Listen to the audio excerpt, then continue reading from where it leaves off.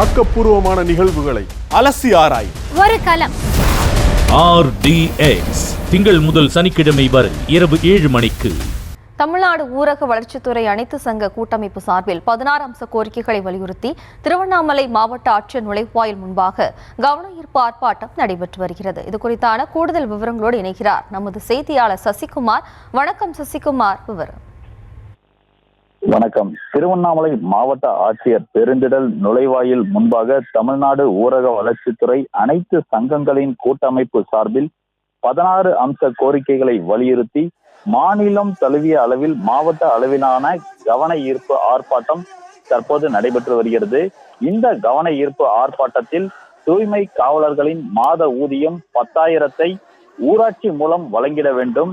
அதேபோல் மக்கள் நல பணியாளர்களுக்கு காலமுறை ஊதியம், நிரந்தர வேலை உடனடியாக வழங்கிட வேண்டும். அதேபோல் தமிழக அரசின் ஓய்வூதிய திட்டத்தில் உடனடியாக இணைத்திட வேண்டும். வேலை உறுதி திட்ட கணினி உதவியாளர்களை உடனடியாக நிரந்தரப்படுத்திட வேண்டும் உள்ளிட்ட 16 அம்ச கோரிக்கைகளை வலியுறுத்தி கண்டன கோஷங்களை எழுப்பி ஆர்ப்பாட்டத்தில் ஈடுபட்டு வருகின்றனர். விவரங்களுக்கு நன்றி சசிகுமார். ஆக்கப்பூர்வமான நிகழ்வுகளை அலசி ஆராய் ஒரு களம். RDX திங்கள் முதல் சனிக்கிழமை வரை இரவு 7 மணிக்கு.